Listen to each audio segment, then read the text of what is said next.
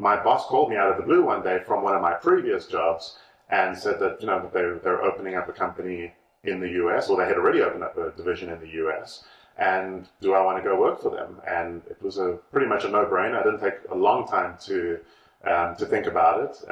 At the time, I was single. I had no kids, no property, no ties to the country. So it was a pretty easy decision as a 26-year-old.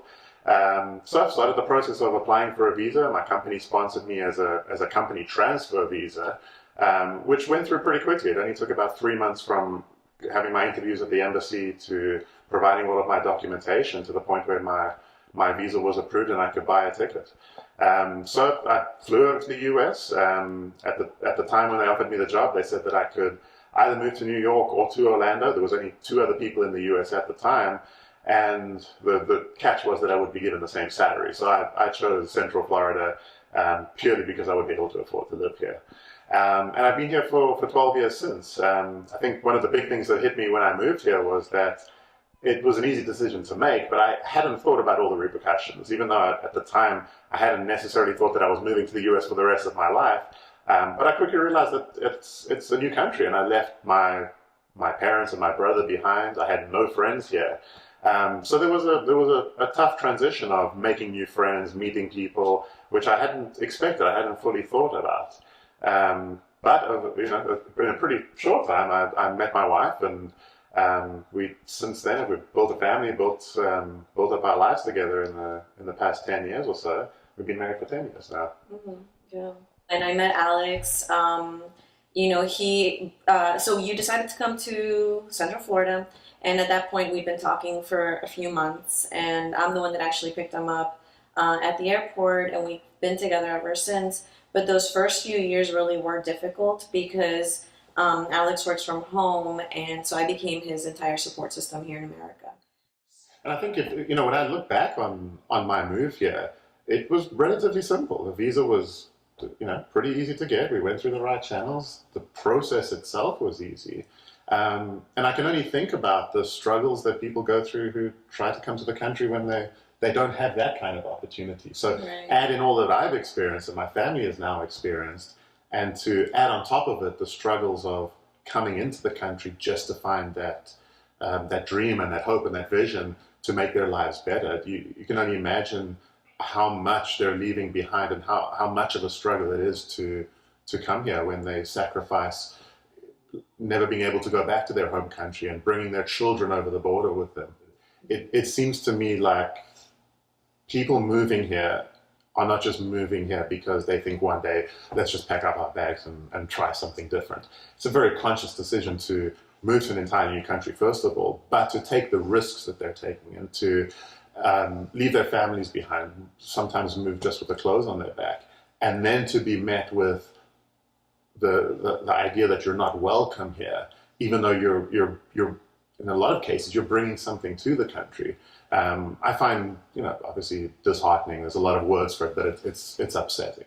I was born here in the United States. I'll just say like in the 70s.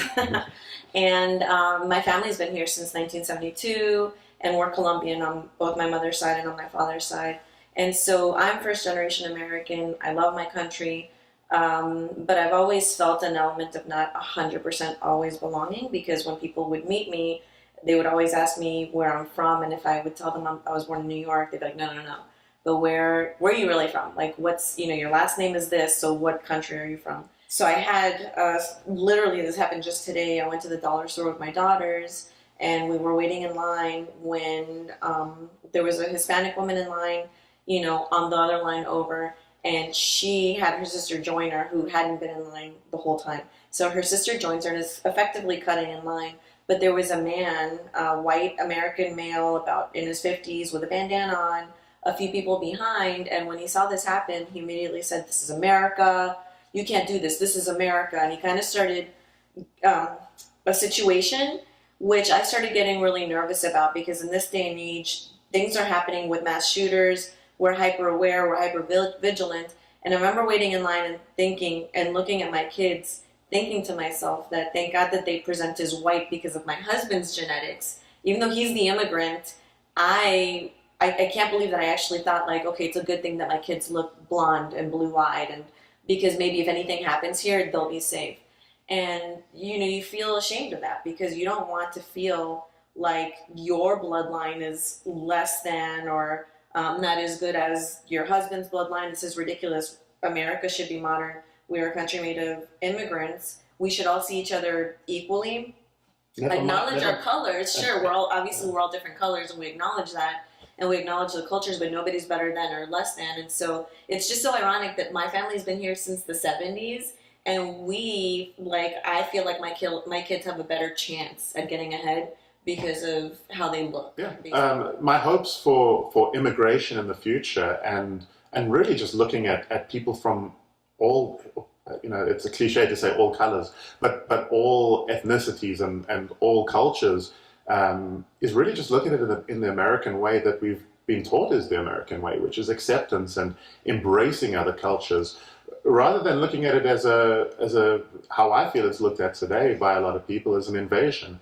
Coming from another country, we always learned that the U.S. was about the American dream, and that people were welcomed here. But what we're seeing now is that that's really not the case. Being a mother, I think about the safety of my children, and I realize that these people are deciding to cross the desert, even with their children, because their countries must be that horrible. Their countries must be that scary or that unsafe. So I don't understand the threat that people here see in terms of immigrants coming in, because I think a more diverse America is a better America. Everybody knows that America is the land of opportunity and that we don't have one single identity. It's because we're a melting pot. That's what it used to be called.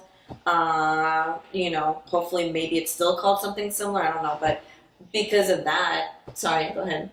No, sorry, you're gonna have to cut that out. I just remembered that I started monopolizing, and you told me earlier not to monopolize the conversation.